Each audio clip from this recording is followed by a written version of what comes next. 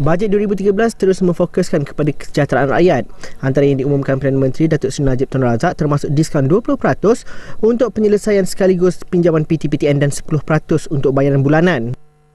Pada pandangan saya, langkah kerajaan memberi diskaun 20% untuk student yang mendapat pinjaman PTPTN ni bayar, meringankan beban student selepas grad nanti. Because selepas grad belum tentu lagi student dapat kerja. So dengan ni dapat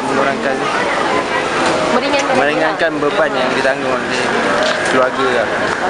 Okey, bagi saya sebagai seorang student, okey, bila kerajaan bagi 20% potongan bila kita menyelesaikan pinjaman sekaligus amat baguslah, membantu sangat-sangat. Sebabnya kalau dalam pinjaman setiap masa akan naik persentage dia. Okay, walaupun saya ada penangguh pinjaman sebelum ni sebab saya meneruskan pengajian di tingkat negeri, so pinjaman saya hanya diberi draft sebanyak 1%. So bila diberi peluang untuk menyelesaikan sekaligus dengan potongan 20%, saya rasa ini adalah sesuatu yang bagus, banyak banget.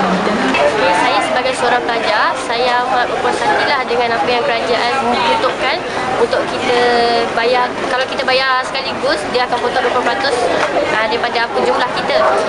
Itu akan banyak membantu para pelajar yang tak berkemampuan lah. Itu pendapat saya. Assalamualaikum dan salam sejahtera. Anda bersama saya Nazri Kahar dalam siaran langsung YouWartawan.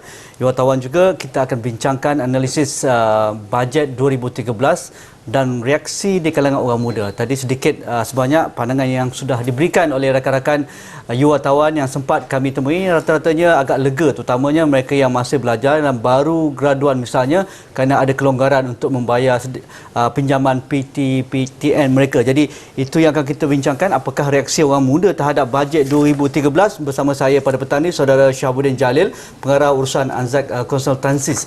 Jadi orang muda lagi lah, walaupun tak berapa muda. Cik Syahabuddin, bagi sebagai usahawan dan juga terlibat dengan aktiviti orang muda dan sebagainya, bagi Cik Syahabuddin, apa yang paling terkesan pada bajet 2013? Okey, pertama sekali saya dapat lihat bajet ni satu orang kata bajet untuk pilihan raya lah kan. Ya, tapi dalam masa yang sama fokus banyak diberi kepada orang-orang muda. Orang muda ni maksudnya yang lepasan graduan dan contohnya macam kita dapat lihat bajet ni, first kali kita nak kena compare dengan bajet Pakatan Mangkang. Ya. So bajet Pakatan Mangkang kalau kita lihat dia tak praktikal. Contohnya PTPTN dia nak hapuskan terus. So mana boleh dihapuskan, orang yang bayar sebelum ni macam mana? Lagipun orang yang berhutang ni, dia kalau dia mati, roh dia tersangkut antara langit dan bumi tau. So kita tak boleh nak ambil itu sebagai praktikal. Tapi bajet yang kerajaan bentangkan, dia bantu orang muda, dalam masa yang sama dia memberi ikan dan juga alat memancing. Okey, contohnya kalau kata orang ada beritahu kalau kata kita bagi ikan saja tak bagus, tapi kalau kata kita kena bagi pancing saja pun tak bagus juga. Kita kena bagi dua-dua. Okey, contohnya macam kita ada kerajaan bagi ikan di mana dia bagi 250 untuk orang yang bujang, dan kerajaan bagi pancing di mana disediakan latihan-latihan yang mendalam untuk kemahiran-kemahiran usahawan dan untuk orang-orang yang tengah mencari kerja kan. So tu antara benda yang menarik lah saya dapat lihat daripada angle di mana kerajaan bagi ikan dan juga bagi kaedah untuk kita memancing. Okey, tentang bagi ikan dan juga kaedah memancing tu dalam latihan dan juga kemahiran, peruntukan yang agak besar diperuntukkan untuk bajet tahun depan, antaranya teknikal dan vocational sekitar 3.7 bilion, latihan strategik untuk yang tinggi akan diberi peluang kepada 5,000 orang, itu 5,000 pelajar kita, dan juga graduate employability task force yang boleh memberi ataupun mudah mereka mendapat pekerja mengikut kesesuaian apa yang mereka belajar di universiti dan juga college, dan bila masuk pasaran sudah ada marketnya. Jadi pengalaman Cik Syahabuddin berada dalam industri sebagai usahawan dan sebagainya, banyakkan majikan kita ni mengeluh graduan kita ni susah bila keluar je universiti terus boleh kerja, terpaksa bagi skill, terpaksa bagi training latihan baru dan sebagainya. Apa masalah? Masalahnya saya tak pastilah sama ada daripada sistem pendidikan ataupun tidak, sebab sistem pendidikan kita pun melahirkan ramai orang yang berkualiti, yang bagus, tapi terdapat sedikit kelompongan dekat sini di mana terdapat percentage graduan yang memang tak tahu buat apa. Maksudnya kita ambil dia orang kerja, dia orang masuk dalam office, kita kena ajar daripada A to Z, daripada bercakap, penampilan, apa ni, macam mana nak buat soft skill, benda-benda kemahiran-kemahiran kecil pun dia orang tak berapa pandai. So bila kerajaan sediakan latihan macam ni, dia membantu pemilik-pemilik perniagaan kecil macam kami ni untuk mendapat talent, mendapat kemahiran daripada graduan-graduan ni lah. Tanpa kami sendiri mengeluarkan kos dan tanpa risiko daripada kami untuk melatih diorang dan tempoh masa yang lama. Bagi orang muda sendiri, kalau peluang dah ada, latihan dan juga kemahiran disediakan, banyak lagi peluang-peluang baru disediakan dan sebagainya, bagi mereka untuk mengambil tanggungjawab ini sebagai satu peluang untuk meningkatkan kualiti mereka, boleh jual lah apabila berada di luar tu. Bagaimana mereka perlu ada azam, perlu ada fokus. Kalau tadi kita lihat anak-anak muda kita boleh berjaya bukan setakat di Malaysia tetapi mendapat katakan peluang dan juga pengiktirafan di luar negara. Berebut-rebut orang ambil graduan kita yang sama ada dari luar negeri ataupun di dalam negeri, bekerja dalam sektor-sektor berimpak tinggi, tetapi segelintir graduan ni yang susah nak mendapat pekerja kerana tak ada soft skill yang hebat dan sebagainya. Yang saya nampak sekarang ni tak ada alasan lah bagi siapa-siapa ataupun bagi mana-mana graduan untuk memberi alasan bahawa dia tak ada peluang. Sebab kerajaan dah sediakan peluang terbuka, cuma dia just kena pergi ambil je. Kena pergi ambil dan gunakan peluang ni untuk meningkatkan taraf hidup lah. So saya nampak pandangan jauh kerajaan untuk meningkatkan taraf hidup masyarakat ni daripada bawah, daripada akar umbi. So kalau kita tengok contoh kerajaan sediakan kemahiran-kemahiran di kolej-kolej komuniti kan. So itu antara bendanya, walaupun remaja tu di kampung, dia tak ada buat apa pun, dia boleh pergi belajar menjahit, belajar buat blog, belajar berniaga secara online. So benda-benda ni maksud dia kerajaan fokus kepada golongan yang paling bawah dalam piramid kedudukan masyarakat Malaysia kita lah. So kita tak fokus kepada golongan yang atas sangat, tapi kita fokus kepada golongan bawah. Golongan bawah supaya kita dapat naik sama-sama dan jurang ekonomi antara orang miskin dan orang kaya tu akan jadi lebih rapat, lebih kecil. Jadi bila dia jadi lebih kecil, kita dapat selesaikan lebih banyak masalah lah. Contohnya masalah jenayah ke, masalah sosial apa semua ni dapat diselesaikan apabila semua orang ada tugas dan kerja ataupun ada bisnes untuk dia buat. Okey, Cik Syahbudin, kita nak rehat dulu. Lepas ni kita nak tanya Cik Syahbudin juga dan juga rakan kita nanti tentang peluang berkejaya ataupun menceburi bidang usahawan misalnya. Banyak dana disediakan untuk jadi usahawan dan juga orang mengeluh lah, nak susah nak beli rumah lah, susah nak dapat rumah sekitar kawasan bandar sebagainya, tapi belanjawan kali ini ada disediakan. Jadi kita rehat sebentar, jumpa lagi selepas ini. Bagi nilai hartanah untuk skim rumah pertama Prima turut dinaikkan kepada RM400,000. Bagi saya, kenaikan pinjaman skim rumah pertamaku yang dinaikkan kepada RM400,000 ni memang sangat membantulah, especially golongan baru bekerja macam saya. Jadi dia punya ini kebaikan dia memang sangat membantu golongan muda untuk memiliki aset sebab yelah, sebab sekarang punya harga pun dah naik. Jadi bila dia punya pinjaman tu dinaikkan lagi, kita boleh memiliki rumah tu dalam kira awal-awal lagi dah dapat beli rumah kan, sebab kita banyak benda lagi nak beli. So jadi kalau pinjaman tu tak ada, maybe agak susah lah. Jadi memang saya sangat berterima kasih lah kepada kerajaan kalau skim tu ada, sangat membantu lah. Bagi saya, untuk golongan yang baru habis belajar sangat membantu sebab kita orang pun gaji pun berapa je kan. So kalau dapat loan tu senang lah untuk kita membuat macam perbelanjaan, macam kena buat kat rumah, ada kena tolak dekat kereta, dekat makan minum lagi setiap bulan kan, barang-barang lagi. So untuk saya skim tu sangat bagus. Bagi pendapat saya, nilai yang dinaikkan oleh kerajaan untuk memiliki sesebuah rumah adalah mempunyai kebaikan dan keburukan dia. Bagi kebaikannya, untuk saya yang berpendapatan RM3,000 ke bawah, ia boleh memberi kita lebih peluang untuk kita menaik tarafkan taraf hidup kita. Tetapi apabila disubmit di bank, kita kemungkinan besar akan mempunyai kegagalan disebabkan oleh gaji yang tidak mencukupi dan hutang-hutang yang ada sebelum ini.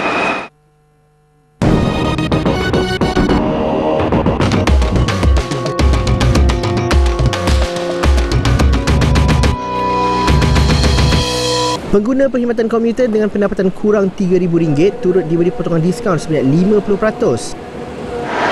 Bagi saya 50% ni memang sangat bagus lah, sebab bagi pekerja yang berpendapatan 3,000 tu boleh kira kalau nak dia punya lifestyle dekat KL ni, especially dia punya living cost agak tinggi kan. Jadi kalau dia bagi potongan tu memang sangat membantulah, sebab saving lah sikit. Saving sangat lah. Sekiranya ada 50% tu boleh guna dekat tempat lain kan. Memang membantulah. Saya setuju lah.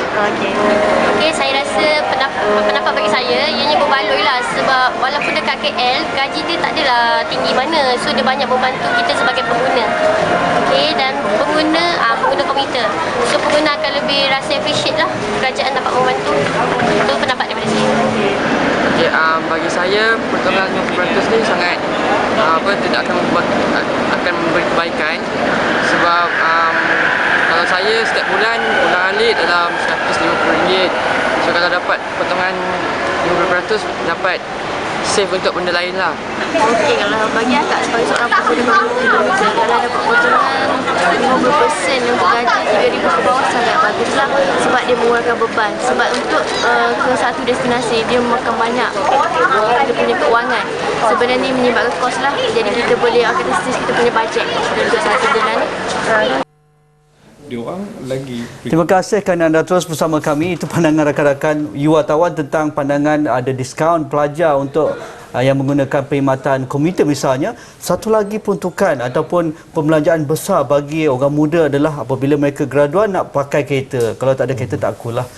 Pengkos sekurang-kurangnya motosikal. Jadi kos untuk memiliki motosikal dan juga kereta sekurang-kurang antara 500 ke 800 sebulan. Itu belum tampung minyak dan juga tol dan berbagai lagi. Jadi mungkin dah melebihi RM1,000 sebulan. Jadi untuk mereka orang kata pun lebih cenderung menggunakan perkhidmatan awam. Apa insentif lain yang boleh digunakan? Apa yang boleh kata pun mengurangkan kebergantungan mereka kepada kereta persendirian? Cik Syabuddin. Bagi pendapat saya, yang saya lihat kerajaan perlu menjadikan pengangkutan awam ni menjadi lebih efisien. Efisien means maksudnya kita boleh bergerak satu tempat ke satu tempat dengan mudah, cepat dan senang dengan harga yang rendah. Sebab apa, kalau kata berbanding kita naik kereta dengan kita naik train, contoh macam LRT ke, of course naik kereta tu lebih mahal. Tapi kenapa orang masih naik kereta walaupun sanggup redah jam? Sebab apa? LRT tu agak tak sampai dengan tempat dia orang ke lambat dan sebagainya. So itu daripada segi yang pertama lah.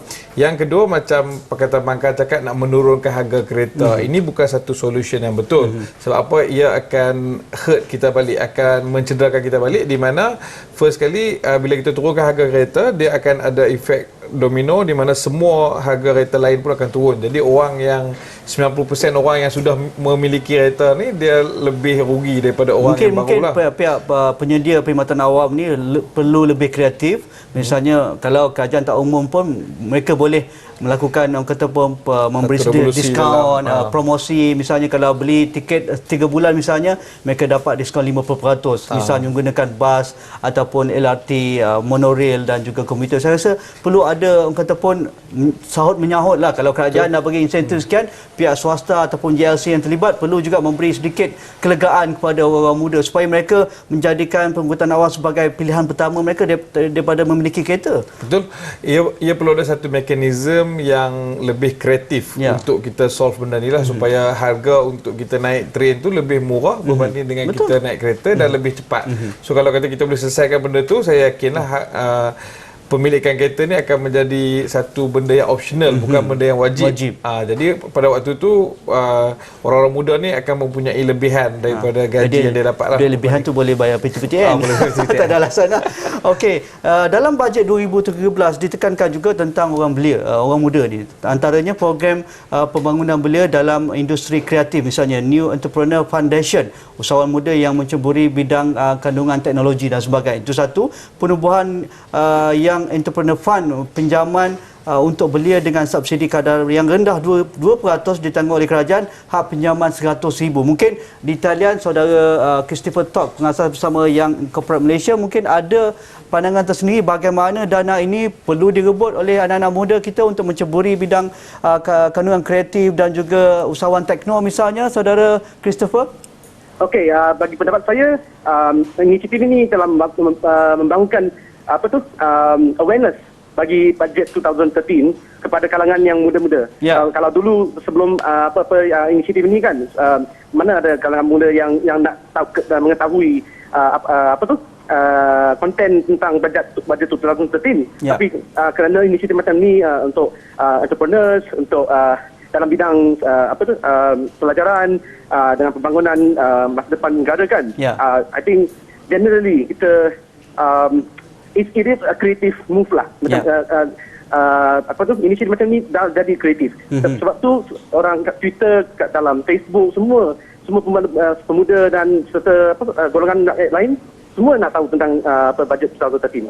So dalam dalam segi ini memang tanyalah kepada kerajaan kerana dapat mendapat attention golongan rakyat yang sebelum ni tak pernah di touch before. Okey, Christopher, kita akan bertanya lagi tentang bajet 2013. Apa yang boleh dilakukan oleh orang muda, misalnya menyediakan kandungan kreatif, menyediakan aplikasi, kerana kos untuk membuat perkara ini agak murah dan juga tanpa banyak investment dan sebagainya, tetapi mungkin tidak terdedah di kalangan anak-anak muda yang lepas universiti dan sebagainya. Bagaimana mereka boleh merebut peluang-peluang ini? Kita rehat sebentar, jumpa lagi selepas ini. We do not want a smartphone toy. All we want are basic things such as a good road to reach our doorstep, a clean water supply for cooking, electricity to lit up our night, and a cheaper price of good. I'm not so excited about this rebate cause smartphone is not a necessity. Better spend the allocated budget for other things that can benefit the rakyat as a whole, such as a better public transport services and petrol price that has been increasing every year. Or rebate for cars should be okay too.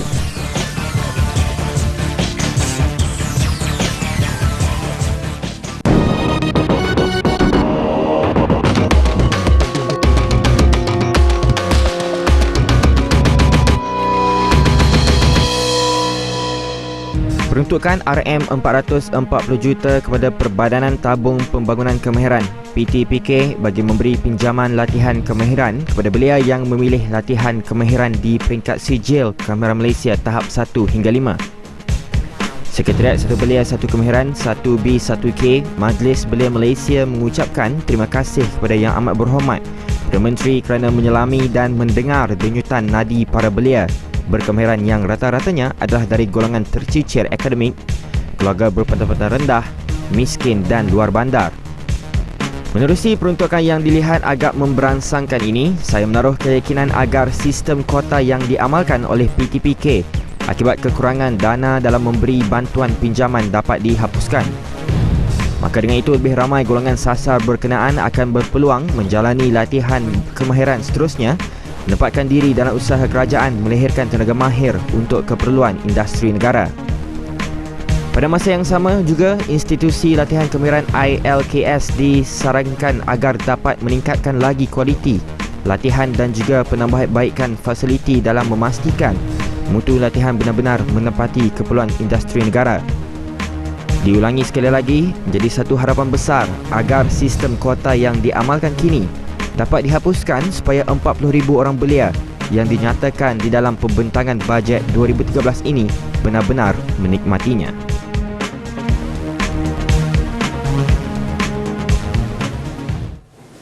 Terima kasih kepada anda yang terus bersama kami. Itu Saudara Rizal Hassan, salah seorang kata pun yang terlibat dalam memberi latihan semula kepada anak-anak muda dan sebagainya. Mungkin kita bersama Christopher sekali lagi di talian. Christopher, untuk kata pun melipat gandakan lagi usaha anak-anak muda dalam bidang usahawan misalnya, apabila mereka keluar universiti, balik daripada overseas dan sebagainya, mereka melihat tumpuan adalah untuk menjadi bos sendiri. Macam mana ia boleh kata pun dilipat gandakan dan juga memberi sedikit kata pun anak-anak muda ni ada keyakinan lah untuk buat bisnes, tak takut ambil risiko.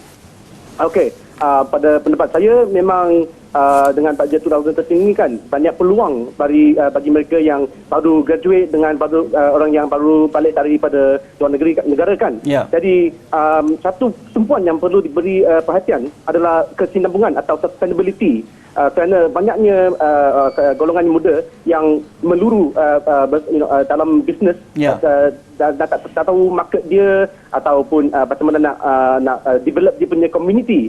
Kalau tak ada community, mana ada nak generate sales. Jadi untuk ini mungkin boleh membangunkan community yang memerlukan penolongan. Seperti kita yang corporate Malaysia, kita mulakan community ini dengan wang yang kecil dalam building yang masih murah.